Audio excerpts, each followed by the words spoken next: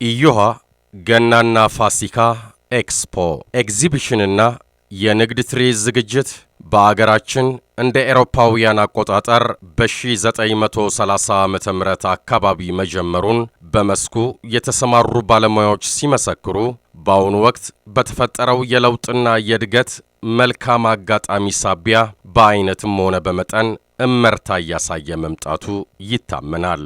ኤግዚቢሽንና የንግድ ትርኢት ዝግጅት የአገርን መልካም ገጽታ በመገንባትና የቴክኖሎጂ ሽግግርን በማስገኘት ረገድ ዘርፈ ብዙ ጠቀሜታ እንዳለው እሙን ነው። እነሆ በኪነ ጥበብ ዘርፍና ልዩ ልዩ ሁነቶችን በማዘጋጀት ሰፊ ልምድና ክህሎት ያለው ኢዮሃ አዲስ ኢንተርቴይንመንትና ኢቨንትስ ከተቋቋመበት ከ2000 ዓመተ ምህረት ጀምሮ ታላላቅ ፌስቲቫሎችንና ኤግዚቢሽኖችን በማዘጋጀት ብሎም በተጓዳኝ በመስቀል አደባባይ የቀይ ሽብር ሰማዕታት ሙዚየም ሕንፃ ላይ የሲኒማ አገልግሎት በመስጠት በቅጡ የሚታወቅ ስመጥር ድርጅት ነው።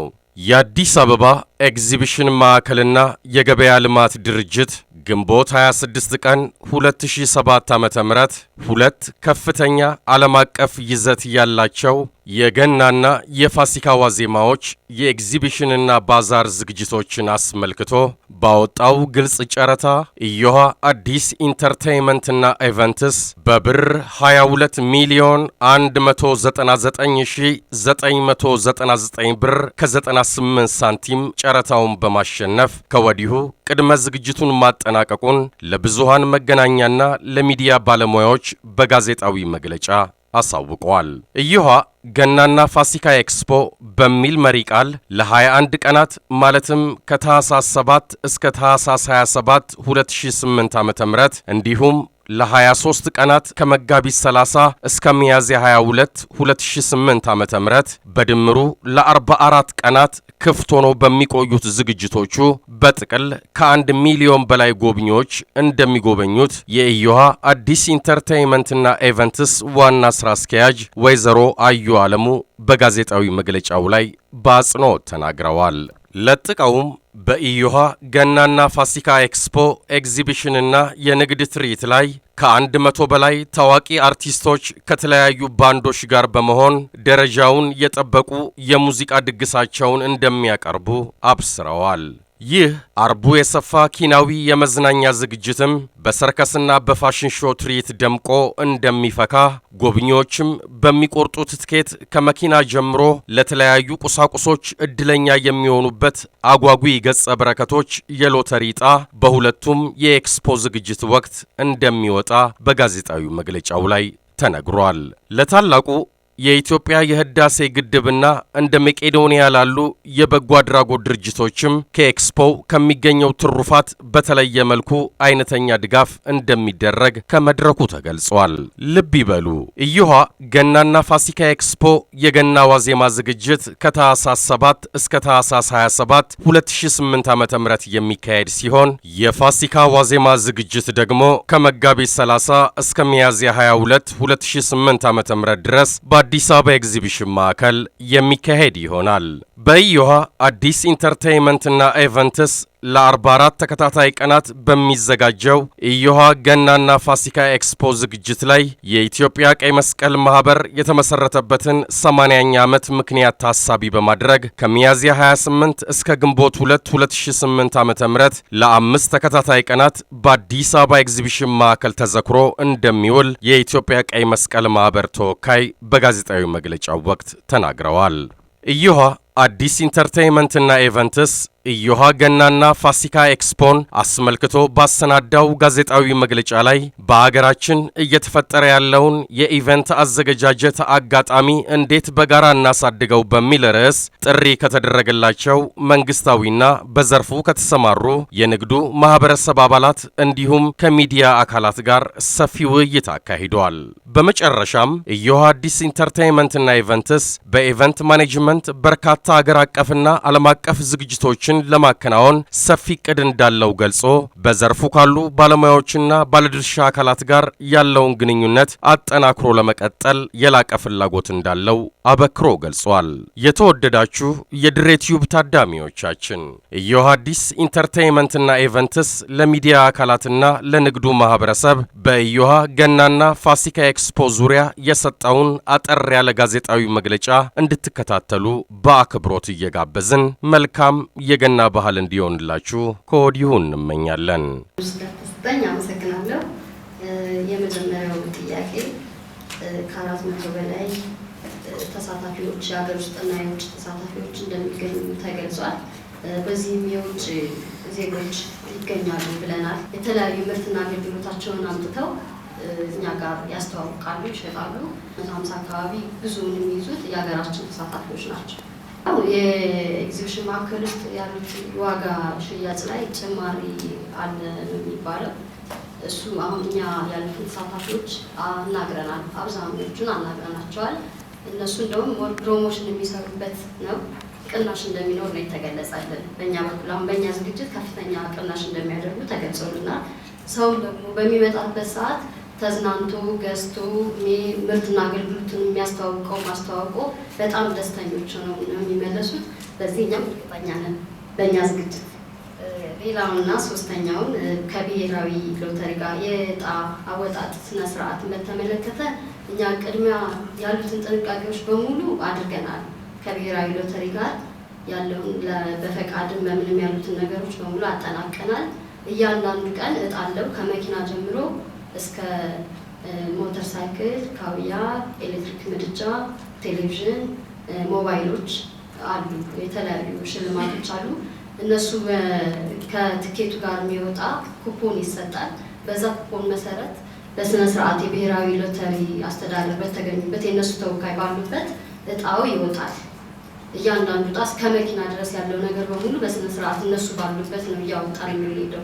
ይህንን ከፍተኛ ጥንቃቄ አድርገናል። እንደዚህ አይነት ስህተት እኛ ጋር አይፈጠርም ብለን እናምናለን። ምንድነው ኤግዚቢሽን ብዙ ጊዜ ሲዘጋጅ ዋናው ዓላማው መሸጥ ሳይሆን ልምዶች መለዋወጥና ማስተዋወቅ ላይ ነው ዋናው ዓላማው። ከዚህ የተነሳ የውጮችም እኛም ወደ ገበያው ሲገቡ አንደኛ እንዲተዋወቁ ነው። እነዚህ የውጭ ዜጎች ሲመጡ በተለያየ አዳራሽ ሶስቱም ውስጥ ነው የሚገኙት። አንድ ላይ አይደለም፣ ተበትነው ነው የተቀመጡት። እንደዚህ በሚሆንበት ጊዜ ያው እዚህ ያሉትም ልምዶቻቸውን እንዲለዋወጡ እድል ይሰጣቸዋል። ስለዚህ በጎ እድል እንደሆነ እናስበዋለን። ምንድነው ለየት ያለው የሚል ጥያቄ ተነስቷል። በዚህ ኤግዚቢሽን ላይ ለየት ያሉ ክንውኖች እውነቶች ምንድናቸው የሚል ተነስተዋል። በእኛ ዝግጅት እንግዲህ ኢዮሃ አዲስ በጎንዮሽ ደግሞ በእህት ኩባንያው ኢዮሃ ሲኒማ ኪነ ጥበቡ አካባቢ ያለ እንደመሆኑ ወደ 50 ካሬ የሚሆን አንድ የስነ ጥበብ ጎጆ አበጅተናል። በዚህ የስነ ጥበብ ጎጆ የኢትዮጵያ ደራሲያን ማህበር፣ የኢትዮጵያ ሙዚቀኞች፣ የኢትዮጵያ ሰዓሊያን እንደዚሁም ደግሞ የፊልም ሰሪዎች ጎጆ ውስጥ ገብተው ከነሱ አባሎቻቸው የሰበሰቡትን ከሙያቸው ጋር ተገናኝነት ያለውን ቁሳቁስ በመሸጥ የሚደጉሙበት እንደዚሁም ደግሞ ከአባሎቻቸው ጋር የሚገናኙበት እድል አመቻችተናል። ቦታው በኤግዚቢሽን ማዕከል ገበያ ቢተመን ከ200,000 በላይ ይሸጣል። ቦታው ግን ገንዘቡ ሳይሆን እነዚህ የሙያ አባላት ወይም ደግሞ ድርጅቶች በዚህ ውስጥ መሳተፍ አለባቸው የሚል ጽኑ እምነት አለን። ከዚህም ጎን ለጎን ከ6 በላይ ለሚሆኑ በጎ አድራጎት ድርጅቶች የተለመደ ቦታ አለ። በዛ ቦታ ላይ እንዲያስተዋውቁ እንዲሸጡ እድሎች ተሰጥተዋል።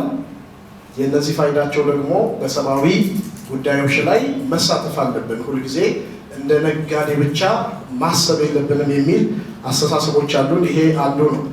ከዚህ ውጪ እንግዲህ ዝግጅቱ ላይ ያው ኢትዮጵያን የምንገልጽባቸው ሁኔታዎች አሉ። እነዚህ በተመለከተ ቁመቱ 3 ሜትር የሆነ የኢትዮጵያ ካርታ ይዘጋጃል። በዚህ ላይ በዩኔስኮ የተመዘገቡ ቅርሶቻችን በሙሉ ተፈልፍለው የሚታዩበት ነው። በአንድ ባለሙያ ካምፓኒ ይሄ የሚዘጋጅ ይሆናል። ይሄም እንደ ዜጋ እንደ ሀገርም ከመግለጽ አንጻር የማንነታችንን ትልቅ ፋይዳ አለው ብለን ነው የምናስበው። ከሽልማት ጋር በተገናኘ ምንም ስጋት የለውም። ምክንያቱም ለምንድን ነው ስንል ህግ አለ፣ ዲሲፕሊኖች አሉ። ለእያንዳንዱ ለገዛናቸው እቃዎች ታክስ ከፍለንበታል። ብሔራዊ ሎተሪ ቀድሞ ነው ፕሮፎርማ ገብቶ ታክስ ይከፈልበታል፣ ተከፍሎበታል። የየዕለቱ እጣዎች ብቻ ናቸው ወጥተው እዛው የሚለጠፉት እንጂ መኪናውና ሞተር ሳይክሉ በተለየ ሲወጣ የሚወጡትን ብሔራዊ ሎተሪ መሰብሰቢያ አዳራሽ ውስጥ ነው። በየዕለቱ ደግሞ የእነሱ ባለሙያዎች ስለሚልኩ እንዲህ አይነት ጉዳዮች ግድ መከወን አለባቸው፣ ህጋዊ መሆን ስላለባቸው ይህንን እናምናለን። ሙዚቀኞችን በተመለከተ የተነሱ ጥያቄዎች አሉ። የሙዚቃ ዝግጅት ወደ ማታው ክፍለ ጊዜ ላይ ይካሄዳል። ከሱ ዝግጅት ውጭ ግን በየቦታው ገበያቸውን ለማስተዋወቅ የተለያየ ማይክ ስፒከሮች ተቀምጠው ማስተዋወቂያዎችን ለማካሄድ ይጠቀማሉ። ይሄ ሲሆን አንዱ አንዱን እንዳያውቅ የምናወጣቸው ፕሪንሲፕሎች አሉ፣ ህጎች አሉን። በዛ ህግ የሚሳተፉት ነጋዴዎች የግድ ያው ይገዛሉ። በህጉ አንዱ አንዱን ተጽዕኖ በማይፈጥርበት መንገድ እንዲገበያዩ የሚሆኑበት ሁኔታዎች አሉ። የመጨረሻው ጥያቄ ዋጋ መጨመርን በተመለከተ ከኋላ ተነስቷል። በኋላ የምታከልበትን ያሸነፍንበትን ዋጋ ገልጻለች። ከፍ እያለ ነው፣ ሌሎች ከገበያ እየወጡ ነው። ይሄስ እንዴት ነው? እናንተስ እንዴት ነው ከገበያ አኳያ ታተርፋላችሁ? የሚል ጥያቄ ነው፣ ተገቢ ጥያቄ ነው። እኔ ቅድሚያ የምለው እንኳን ደስ አለን ነው። እንኳን ደስ አለን። ምክንያቱም ገበያው ዋጋው ከፍ ማለቱ ብቻ ሳይሆን በዚህ ከፍ ባለ ዋጋ ውስጥ እንደ ሀገር መንግስታችንንም እየጠቀመን ነው። በገና ዝግጅት ብቻ ከ3 ሚሊዮን ብር በላይ ቫት ታክስ ተጨማሪ ሴት ታክስ እንከፍላለን። ይሄ ገቢ ነው። እንዲህ ሲሆን ግን ምንድን ነው የሚያሳየው? የዚህ የኤግዚቢሽን እና ባዛር ኢንዱስትሪ ከጊዜ ወደ ጊዜ እያደገ መምጣቱ አንዱ ምልከታ እንደሆነ እናስባለን። በዚህም እኛ አንደኛ ወጥተን ስናሸንፍና ሁለተኛ ወጥቶ በተሸነፈው መካከል ያለው ልዩነት ስናየው ጠባብ ነው። ስለዚህ ሁሉም እያደገ ነው ማለት ይቻላል። እነዚህ እድገቶች ደግሞ ያው የተለያዩ ሁኔታዎችን አሸንፈው የሚገቡ ካምፓኒዎች የተለያየ ክንውኖችን በማከናወን ያወጡትን ገበያ ለመተካት ያስባሉ። እንደ ኢዮሃ አዲስ ግን ምንድነው የተጠቀምነው ስንል የምናገኘውን ገቢ እንትኑን ብናጠበው ከዛ በላይ በዚህ ተሳትፎ ውስጥ ብናልፍ ይሻላል በሚል ያው ገቢያችን እንዲጠብም በማህበራዊ በሰብአዊ ተሳትፎ ኢዮሃንን ኢሜጁን ከመሸጥ አኳያ በዚህ ዝግጅት ውስጥ መሳተፋችን ትልቅ ዋጋ እንዳለው በማሰብ ነው። ዝግጅቶቹ ግን በዚህ መልክ ደምቀው ተውበው ብዙ ልዩ ልዩ ድምምት ግርምት የሚፈጥሩ ዝግጅቶች ተዘጋጅተዋል። አሁን ከተገለጹ አያጓጉም። በወቅቱ እንድታዩቸው እየጋበዝኩ ኤልሻዳይ እና ዩ ያላቸውን አጠቃላይ ሀሳብ ይሰጡናል። የመጀመሪያው ጥያቄ ላይ ትንሽ ያልተገለጸ ነገር ያለ ስለመሰለኝ ነው ወንድሜ የጠየቀው ይመስለኛል። ነጋዴዎቹ ከውጭ እየመጡ እቃቸውን እዚህ አካባቢ ሲሸጡ የኛ ሀገር አምራቾች ወይም ሻጮች መሳተፋቸው ምን ያህል ነው የሚለው ይመስለኛል። ያንን ለማድረግ ደግሞ ኖርማሊ የኤግዚቢሽን አይነት ዝግጅቶችን ሀሳብ ማጥናት ሲሆን ምንድነው በመሃል የሚኖረው ሼር መደራረግ፣ እንደገናም ደግሞ በሀገራችን ውስጥ የቆዳ ምርትን ጨምሮ ብዙ የተለያዩ ምርቶችን የሚያመርቱ ድርጅቶች ተሳታፊ ይሆናሉ። ትልልቅ የቢራ ድርጅቶቻችንም በዝግጅቱ ላይ ተሳታፊ ይሆናሉ። ስለዚህ ከውጭ የሚመጡት ነጋዴዎች ብቻ ሳይሆኑ ሸማቾችም ተሳታፊዎችም ይኖራሉ። ያ ማለት የራሳችንን ምርቶች ለነዚህ ሸማቾች አስተዋወቅን ማለት ይመስለኛል። ስለዚህ ከውጭ የሚመጡትን ነገሮች ብቻ መቀበል ሳይሆን የራሳችንን ማስተዋወቅ አንዱ ፋይዳ ይሆናል ብዬ አስባለሁ። ሌላው በተጨማሪ ሙዚቃው የተባለውን በተመለከተ ሙሉ ኤግዚቢሽን ውስጥ 21 ቀን የሚኖረው ዝግጅት ላይ የተለያዩ ድርጅቶች አጋር ድርጅቶች ስራቸውን ይሰራሉ። ያ ማለት የሙዚቃውን ብቻ ሳይሆን ጸጥታውንም እንደገናም ደግሞ ግብይቱ በሰላም በተገቢ ሁኔታ ፍሰቱ ጥሩ ነው ወይ የሚለውን የሚከታተሉ የራሳችን ድርጅታችን ሰዎች ይኖራሉ።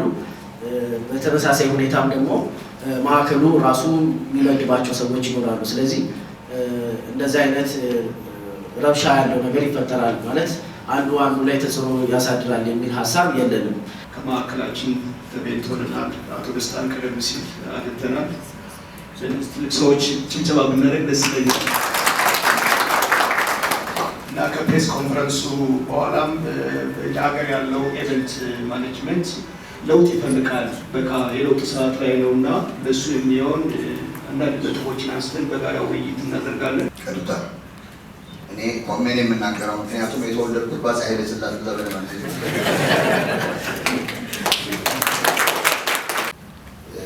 የኢስት አፍሪካ ልክ እንደ ኤዩ የምንቆጥረው የአፍሪካ ማናጅመንትን እያቋቋሙ ነው። የአፍሪካን ሪል ስቴት እያቋቋሙ ነው። በመንግስትና በአፍሪካ መካከል ያለ ትልቅ ድርጅት ነው። ከማዘጋጀቱ ጋር የሚሰሩት ሁላችሁም እህቶች፣ ወንድሞች ባጭሩ ለመግለጽ የምፈልገው ምን ይባላል በሀገራችን ማን ያርዳ የቀበረ ማን ይናገር የነበረ ነው። እኔ ከሀገር ቤት ወጥቼ አዲስ አበባ በገባሁበት ጊዜ ኤግዚቢሽን የተጀመረው ጃን ሜዳ ነበረ በሰፊው በጃን ሜዳ ጊዜ። ያን ጊዜ የጥቅም ነገር የለም። የዛሬ ልጆች ጎበዞ ናቸው። ትንሽ ጥቅም አላ ጎበዞ ናቸው። ይሄ ግልጽ ነው። ያን ጊዜ ኤግዚቢሽን ነው። ኤግዚቢሽን ራሱ ማለት ትርጉሙ የአንዱን ሀገር ቴክኖሎጂና የሳይንስ ውጤት ለአንዱ ሀገር ለማስተዋወቅ ነው። የቴክኖሎጂ ውጤት ለማዳበር ነው። እኛ ጥሩ ሸክላ እንሰራ እንደሆነ ጥሩ አውሮፕላን ደግሞ የሰራው እኛ ጋር መጥቶ የአውሮፕላኑና የሸክላውን ስራ ለመለዋወጥ ነው። እኛም የምንሰራው ቀላል አይደለም። ቀላል ሰዎች አለን። እኛ አበሾች የራሳችን የዘመን ቀመር ያለን በአፍሪካ የራሳችን ብቸኛ ፊደል ያለን ትልቅ ሰዎች ነን። በነገራችን ላይ በየግነቱም ረገድ ነጭን ድባቅ የመጣን አድዋል እኛ ነን። ትንሽ ገንዘብ አሰባሰብ ላይ ወደኋላ ነበር። አሁን እናንተ መጣችሁ በብዙ ናቸው አውቃችሁ። የኤግዚቢሽኑም ማዕከል የሚመራው በተማረ ሰው በአዋቂ ሰው ነው። መንግስትም ንግድ ምክር ቤቱም አሁኑ ባስቀመጠው ሰው ስለሚመራ የሚያጠራጥር ነገር የለም። በጣም ግን ደስ የሚለኝ ወጣቶቹ እዚህ መድረሳችሁ ነው። ከዚህ በስተቀር እህታችን አሁን ይሁን እሷ የአፍሪካን ስራ ነው የምትሰራው።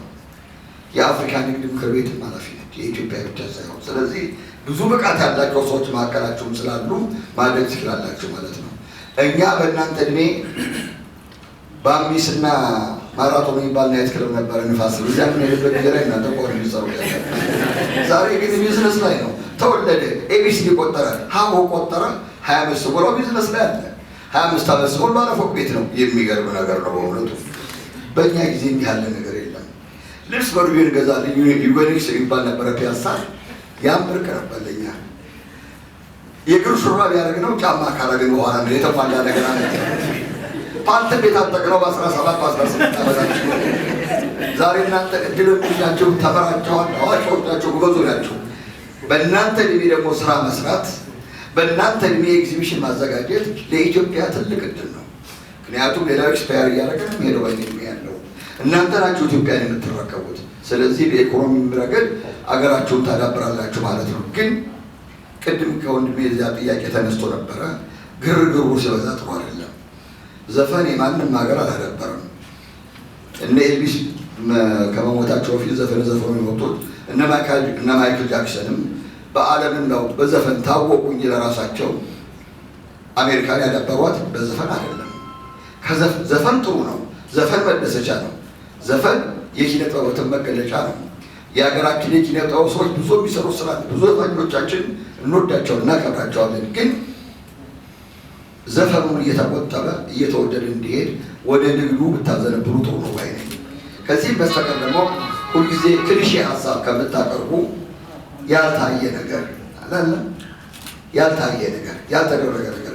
ትናንትና ሬዲዮ ሳዳምጥ ነበረ፣ በኤፍኤም ሬዲዮ በመኪና እየሄድኩ ገበጣ ጨዋታ እናሳያለን ተብሏል። ስፖርት ባለን ብላችሁ ትልቅ ነገር ነው። የገበጣ ጨዋታ እኛ ጋር መቆዘሚያም ነው፣ ለነገርም መወጣጫ ነው። በካርታና በገበጣ ጨዋታ ላይ የሚሰዳደቡ ሰዎች ቀላል አይደሉም። ቅኔ ነው ራሱ ስልቡ። አንድ ነገር ልንገራችሁ እዚህ ላይ የአባይ ድልድይ የመጀመሪያው በተመረቀ ጊዜ አፄ ኃይለ ሥላሴ መርቀው ሲመጡ ከኋላቸው 2 ዶላሮች ነበሩ ይባላል።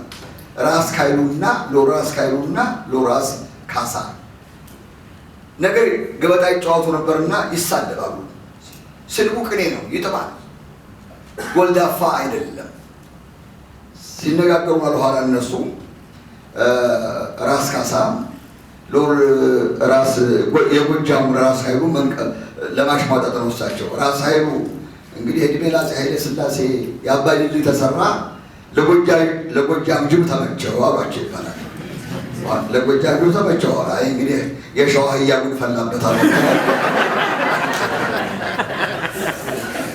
ዛሬ እንጃ ሊቃውንቶች ቢሰበሰቡ ይሄን በቅኔ መሳደብ አይችልም።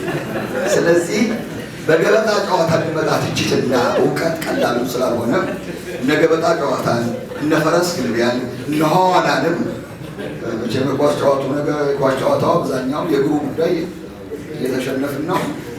ያስገድደርስ ሩጫው ጥሩ ነው። ዓለምን አሳውቋል። የኢትዮጵያ ሯጮች የኢትዮጵያን ሰንደቅ ዓላማ በዓለም አደባባይ አውለብልበው አኩርተውናል። እንደዚያ ሁሉ ስፖርቱንም ውሃውንም ፈረስ ግልቢያውንም እናንተ ብታሳዩት ጥሩ። ግን ለፈረስ ግልቢያ እንኳን ሜዳው አይመችም።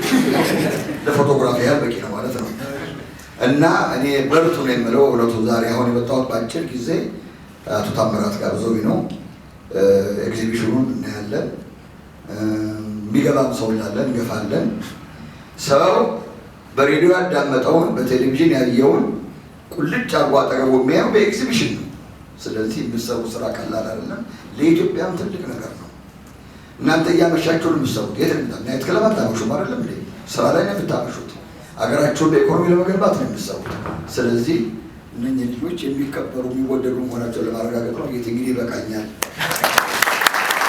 በመጀመሪያ ደረጃ የኢትዮጵያ ቀይ መስቀል ማህበር እነዚህ 2 ኤግዚቢሽኖች ካለፉ በኋላ ወደ በኋላ ላይ የሚመጣ ነውና ምናልባት ጊዜው ወቅቱም ሲደርስ ከዮሐንስ ጋርም ተባብረን ምናልባት ሌላ መድረክም ሊዘጋጅ ይችላል። አለሙ አዳሙ ባላለውኝ የዮሐንስ ኢንተርቴይንመንት ኤንድ ኢቨንትስ ዋና ስራ አስኪያጅ እና ባለቤት ነኝ። የዛሬው ጋዜጣዊ መግለጫ ዋና ዓላማው ከፊታችን የገናና የፋሲካ ኤክስፖ እንዲሁም 3ኛ የቀይ መስቀል 80ኛ ዓመትን ክብረ በዓል የምናዘጋጅ ይሆናል። የገናና ፋሲካ ኤክስፖ ቀዳሚው ሲሆን ያሁን የመጀመሪያው የገና ኤክስፖ ታህሳስ 7 ይጀምራል። ታህሳስ 7 ጀምሮ እስከ ታህሳስ 27 የሚቆይ ይሆናል። ይህም ፕሮግራም በተለያዩ ትርኢቶች የሚደምቅ ይሆናል። ከጠዋቱ ጀምሮ እስከ ማታ ድረስ የተለያዩ ትርኢቶች፣ በጣም አስደናቂና አጓጊ የሆኑ ትርኢቶች የሚከናወኑበት ይሆናል።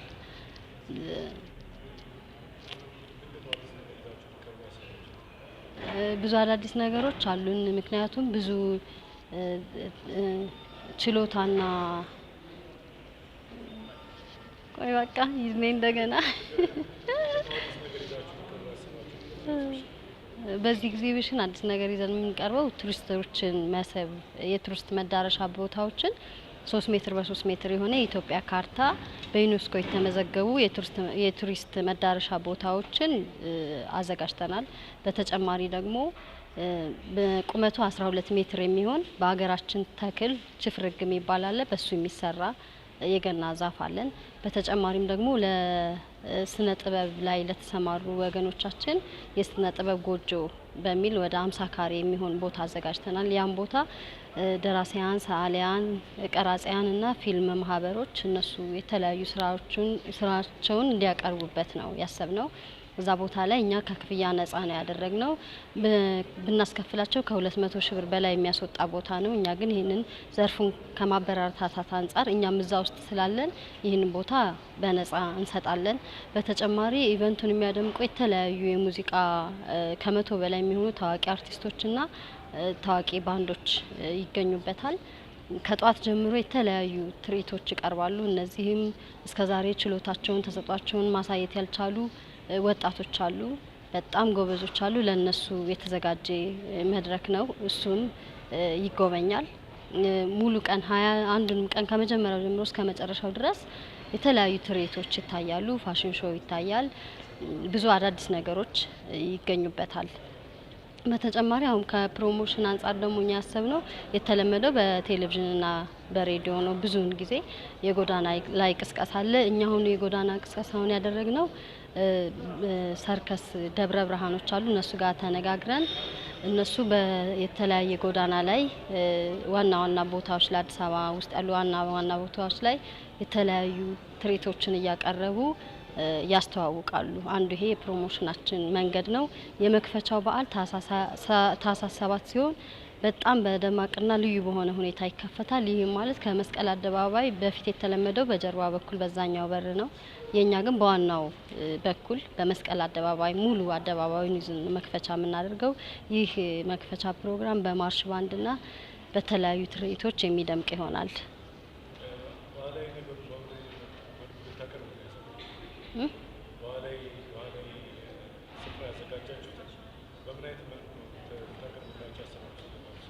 እሱን አሁን ይሄን የስነ ጥበብ ጎጆ ያልነውን ነገር የምናዘጋጅላቸው በጣም ሰው ቶሎ የሚያየው ቦታ ላይ ነው። ስቴጅ አካባቢ ነው ያዘጋጀንላቸው። ወደ 50 ካሬ ነው። እሱም ሰዓሊዎች አሉ፣ ቀራጺያን አሉ፣ የፊልም ማህበር አሉ። እነሱ ስራዎቻቸውን እንዲያቀርቡ ለህዝቡ እያስተዋወቁ እንዲያቀርቡ፣ እንዲሸጡ እና እንዲያስተዋውቁ ነው።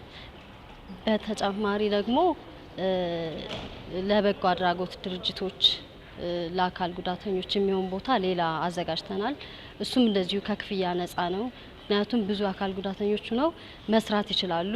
ስራዎቻቸውን ይህን ቦታ የፈቀድንላቸው በነፃ ለበጎ አድራጎት ድርጅቶች የሚያቀርብ ነው። እሱንም በነፃ ነው፣ ከክፍያ ነፃ ነው። ምክንያቱም እነሱ ይሄንን ስራ ካቀረቡ እኛ ደግሞ ቦታውን በነፃ መተባበር ስላለብን ስራቸውን ለህዝብ እነሱም ያስተዋውቃሉ፣ ይሸጣሉ። ሸጠው ማህበራቸውን ይረዳሉ።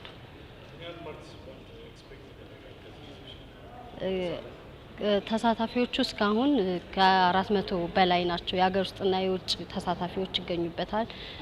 በየቀኑ ከ30,000 ሰው በላይ ይጎበኘዋል ብለን እንጠብቃለን።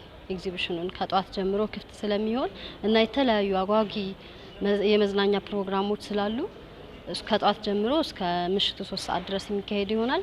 እስከ 30,000 ሰው ይጎበኘዋል ብለን እንጠብቃለን።